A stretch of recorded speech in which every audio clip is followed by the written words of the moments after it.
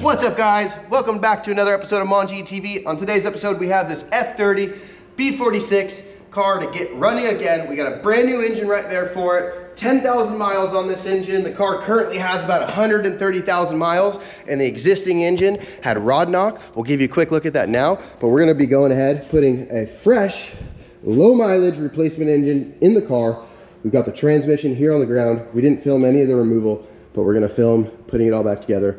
It's the reverse, obviously, to get it out. It's quite simple. We're gonna drop the subframe. We put it back in the car so we can push it outside. While we waited for the new engine, we've got a beautiful 10,000 mile engine, so we're excited to get that back in the car and make this thing run. Anyhow, AC pump's still in there. Gonna have to disconnect the steering. Gonna have to take apart the suspension again, take the wheels off, obviously, and whatnot. You'll see us go through the process of getting it ready to accept this new engine. So anyways, without further ado, let's get the subframe out of the car. Let's get the new engine on the subframe. We're gonna put it all on this table here.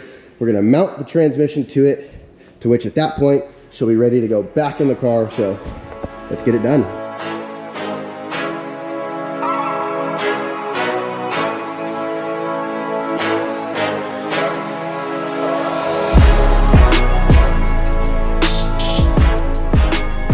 All right, guys, so as you just saw, we got the entire front subframe with the engine and transmission in the car.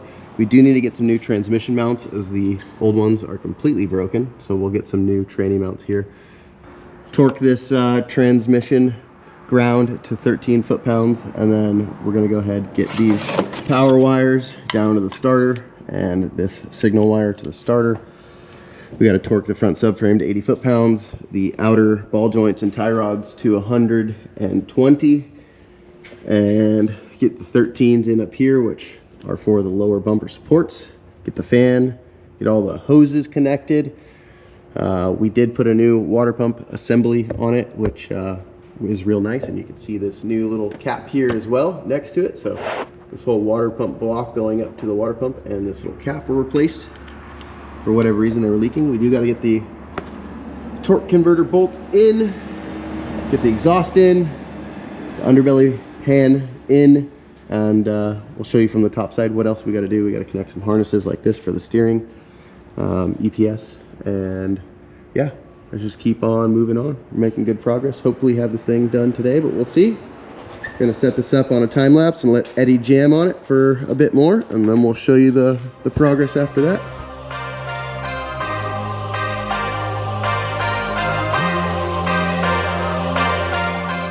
All right, guys, motor's in. Obviously, as you saw, we're working on connecting all of the hoses, like the upper radiator hose, the crossover hoses, the bracket down here for the transmission cooler or the engine oil cooler, and the AC.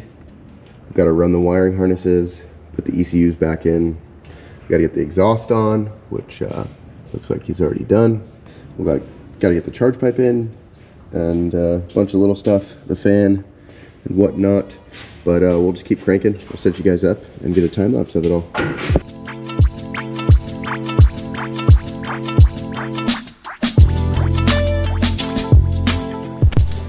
All right, guys, the drive shaft is in and torqued. Center sport was 21 foot-pounds. The forward Glebo here, as you can see they're marked, hopefully. That is 55 Newton meters plus 90 degrees. The transmission cross member is 21. The transmission mounts were 18. So we've gone ahead and got all that torqued. Got it ground nice and torqued. Everything is in. The starter's in and tight with all the wires in the according places. We're going to continue moving forward and connecting those lines there for the intake. We'll give the turbo inlet a nice wipe down. Everything though is looking good here. We've got this bracket in and tight. Get the exhaust in now here shortly, and the heat shields are in, obviously. Get all that stuff tight and keep moving forward. Gonna be done here soon, hopefully another about hour or two. We'll have all this stuff ready to go and for the first start. All right, guys, we went ahead, got all the wiring harness connected. We've got our fuel line here in the back routed and connected. Vacuum line is in and connected. Got one more coolant hose which goes here. It's a little tricky to get all the routing of these wires just right. Kind of got to map it out first. Now we've got all that dialed. Eddie's working on the charge pipe here. Got it clipped in on the turbo side. A couple connectors for the map sensor, intake air temp sensor, and the throttle body here, kind of hiding. All that stuff is connected now. Pretty much everything's almost there. A couple hoses to connect for the inlet and the intake. All of the coolant hoses are routed correctly. A couple little pop clips to hold one of the coolant lines down below in the car, but other than that, everything's looking pretty good. We're going to pull the oil filter here in a second. I'm looking for the size. Get that oil filter changed out. We'll get the engine drained. We're just going to pop the drain plug, make sure everything is completely drained out of the engine, so we can put 5 quarts of fresh liquid moly in the thing. So anyhow, we're almost there. Let's get this bad boy going.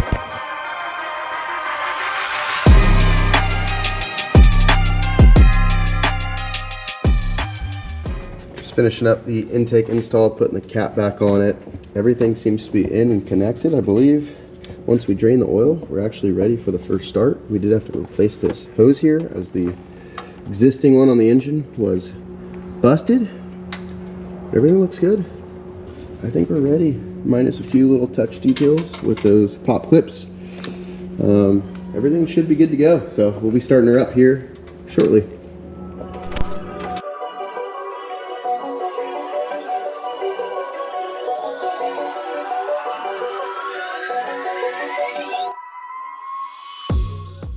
All right, guys, let's get the first start on this thing. Let it start warming up.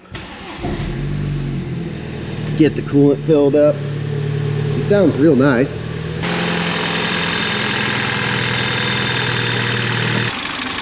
All right, we're gonna let her run for a bit, get some temperature in her, bleed the cooling system completely, and then we'll get the rest of the covers and everything on, and we'll take it for a drive, but we're almost there. All right, guys, we've gone ahead, finished up the engine install. Everything is connected, double, triple checked for any leaks or any potential issues. There seems to be nothing currently. Everything is working as it should. We've put on all the beauty covers, the seals here in the back, the brace, and the little side trim panels. All of the underbody trim panels have been put on. Obviously the wheels are on, the car is on the ground under its own weight again. Eddie's got the computer plugged in. We're gonna walk you guys through all of the things we need to do. So first things first is we're going to service. We want powertrain. We're gonna go to engine electronics. We're gonna run some adaptations and reset all the Valvetronic lift adaptations, Valvetronic limit positions. So we'll start with the limit positions. You can actually, maybe not on the camera hear it, but we can hear the eccentric shaft moving.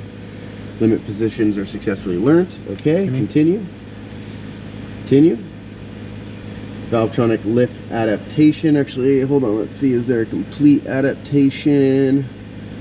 We'll do the adaptation. Yeah.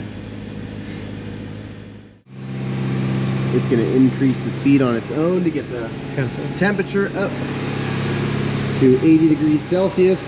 That's all automated by the computer.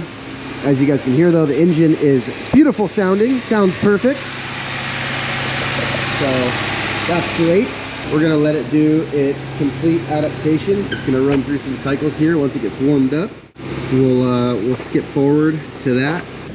All right, guys, you can see now it's at a 0% progress. It's going to stop and restart the engine, or ask us to stop and restart it up to 10 times or potentially more. So after the first start, it kind of just jumps in massive chunks. It'll go to like 10% or 15%. Every start, it'll jump about, 7 to 15%. So it's 30 minutes of idle time. It's gonna ask us to stop the engine and then start it again here shortly. Eddie's gonna run through that whole process until we reach 100%.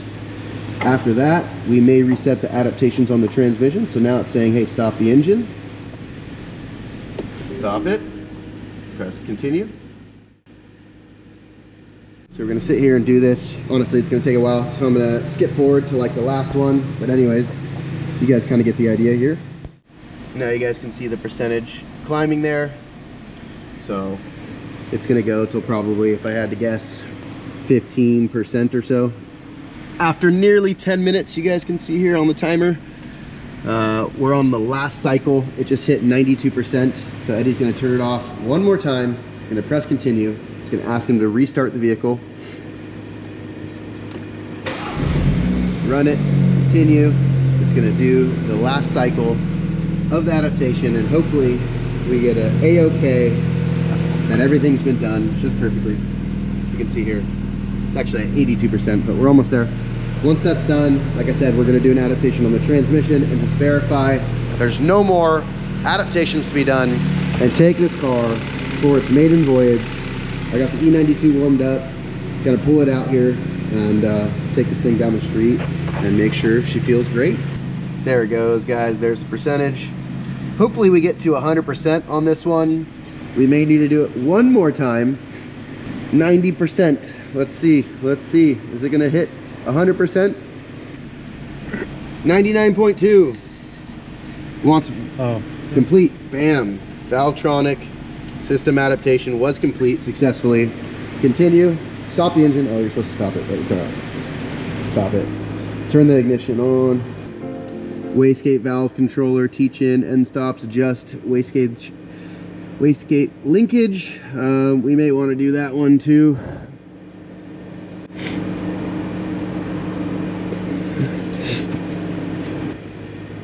Do the wastegate, and I think that'll probably be it. We'll swipe right and make sure there's nothing else that's critical. Hopefully it doesn't ask for an adjustment. It's a new turbo, new engine, should be good to go. Okay guys, we just ran through it. It made us cycle the ignition one time. It ran through a test. It says wastegate valve system test complete. Press continue.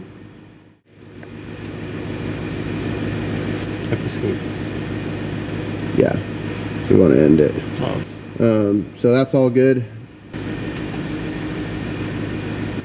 Yeah, the only other thing would be the reset adaptation values, which should do everything else. Reset all adaptation. Although, except we kind of don't want to do the... Jesus, we'll just do it. It's going to ask you to turn the ignition on. Oh, I guess it did a terminal off anyways. Probably actually should have started with this one, but anyhow. You guys can see the lights are on the dash. Continue. Now it's resetting all the adaptation values. Adaptation is almost done resetting. Now it's going to say to teach in the new adaptation values. They take place over the entire engine speed and load range. This might cause a rough engine at the very beginning. So press continue. It's going to ask you to switch off the ignition, let it go to sleep. And then after it goes completely to sleep, which you got to wait till that light on the gear shift goes out, we'll start the engine, and the engine will basically learn itself from there. So that'll be it. All right guys, the last step is going to be to reset the transmission adaptations just to make sure the engine and transmission both learn themselves at the same time.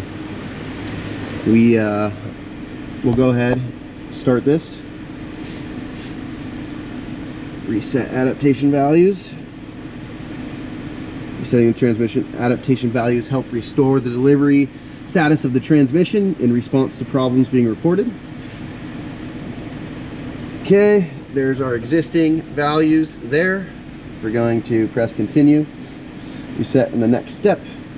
We're successfully reset. Now they're back to 0. So from here, it will learn again how to shift the transmission. So everything is good. Now we can actually take it for test drive. So if you want, you can run an auto scan just to make sure there's no codes. There may be some coolant codes because we didn't have coolant in it on the very first start. So we got a few fault codes there. We're just going to want to delete those. Catalyst efficiency too low, ignition cylinder 3 combustion too short. Those are intermittent. We aren't really too worried about that stuff just yet. We're going to clear everything. We probably should have done that right from the get-go. Those could have been at the very beginning of the first startup when there was no fuel in the fuel system and all of that. So anyhow, I'm going to pull this thing out so he can take it for a test drive. All right guys, so after clearing the codes, no codes have returned. Just some other things that are unrelated to the engine. Stuff about turn signals and other stuff. We'll have to figure that out. Isn't from us, but anyways, we'll diagnose it for the customer, give them an idea of what's needed. and he's gonna take this thing on its maiden voyage. After he does a drive cycle on it, I'll take it out and get some content inside the car. Customer will be happy, I'm sure, to have this thing back up and running. 130,000 miles on the chassis, 10,000 miles on the new engine. Should have a long life. This thing should easily get another 100 plus, maybe 150, 200,000 miles easy out of this engine. So, all right, guys, 330, just back on the lift to do the final check. We're gonna actually take it on its maiden voyage now. Everything is working just great. It's already been warmed up, as you guys can see. Got a little malfunction for the left turn light, but that's not related to us, so we'll ignore that for the current moment and see how this thing feels.